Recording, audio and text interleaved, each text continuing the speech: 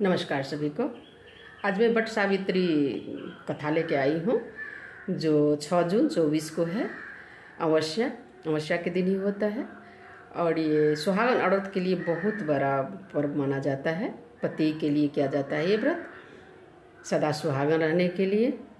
तो आज मैं वही कथा लेके आई हूँ, वट सावित्री कथा। तो सुनिए, मेरे चैनल पे आपको सब कुछ मिल जाएगा, सब व्रत का कथा, कैसे पूजा करना है, क्या करना है, कौन सा विध होगा, कौन सा गाना होगा। तो एक बार ज़रूर सर्च कीजिएगा मेरे चैनल को, किशोरी झा मैथिल को, सब कुछ आपको मिल जाएगा। तो सुनिए सब सावित्री और सत्यवान की कथा। पौराणिक कथा के अनुसार सावित्री राजश्री राज ऋषि अश्वपति की पुत्री थी, जो अपने पिता की एकमात्र संतान थी। सावित्री का विवाह धूमसेन के पुत्र सत्यवान से हुआ। नारद जी ने सावित्री के पिता अश्वपति को बताया कि सत्यवान गुणवान और धर्मात्मा है, लेकिन वह अल्पायु है। विवाह के 1 साल बाद ही उसकी मृत्यु हो जाएगी।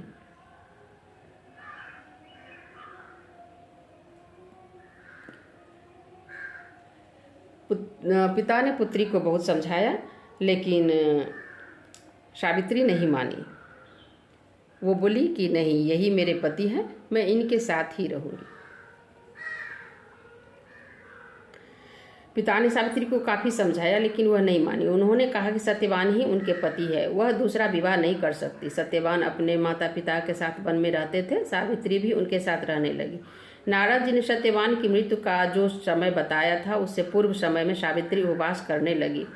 जिस दिन सत्यवान की मृत्यु का दिन था, निश्चित था, उस दिन वह लकड़ी काटने के लिए जंगल में जाने लगे, तो सावित्री भी उनके साथ वन में गई। सत्यवान जैसे ही पेड़ पर चढ़ने लगे, वैसे ही उनके सिर में तेज दर्द होने लगा। वह बट वृक्ष के नीचे आकर सावित्री की गोद में सिर रखकर लेट गए। कुछ समय बाद सावित्री ने देखा कि यमराज यमदूतों के साथ सत्यवान के प्राण लेने आए हैं। वे सत्यवान के प्राण को लेकर जाने लगे। उनके पीछे पीछे सावित्री भी चलने लगी। कुछ समय बाद यमराज ने देखा कि सावित्री उनके पीछे पीछे चली आ रही है, तो उन्होंने सावित्री से कहा कि सत्यवान ने से तुम्हारा साथ धरती तक ही था, अब तुम वापस लौट जाओ। सावित्री ने कहा कि जहाँ पति जाएंगे वहाँ उनके साथ जाना ही मेरा पत्नी धर्म है। यमराज सावित्री के पतिव्रता धर्म से बहुत प्रसन्न हुए और वर मांगने को कहा। सावित्री ने अपने सास ससुर की आंखों की रोशनी वापस आने का वर मांगा। यमराज ने वह वरदान दे दिया। कुछ समय बाद यमराज ने देखा कि सावित्री अभी भी उनके पीछे पीछे चल रही है, तो उन्होंने फिर एक वरदान मांगने को कहा। सावित्री ने अपने ससुर का खोया राजपाट वापस मिलने का वरदान मांगा। यमराज ने वह भी वरदान दे दिया। इसके बाद भी सावित्री यमराज के पीछे चलती रही। यमराज ने उनसे एक और वरदान मांगने को कहा। सावित्री ने सत्यवान के 100 पुत्रों की माता पिता बनने का वरदान मांगा। अपने वचन से बंधे यमराज ने सावित्री को 100 पुत्रों की माता होने का वरदान दिया और सत्यवान के प्राण लौटा दिए। वो यहाँ से अदृश्य हो गए। सावित्री वहाँ से लौटकर वट वृक्ष के पास आ गई। उन्होंने देखा कि सत्यवान पुनः जीवित हो गए हैं।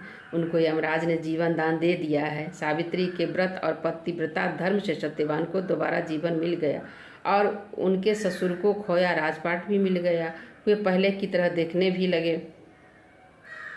इसके बाद से ही सुहागन महिलाएं वट सावित्री व्रत करने लगी, ताकि उनके भी पति की आयु लंबी हो, उन्हें भी पुत्र सुख प्राप्त हो और वो सदा सुहागन रहे। तो ये सत्यवान सावित्री का कथा था। तो ज़रूर सुनिए और अच्छे से पूजा कीजिए।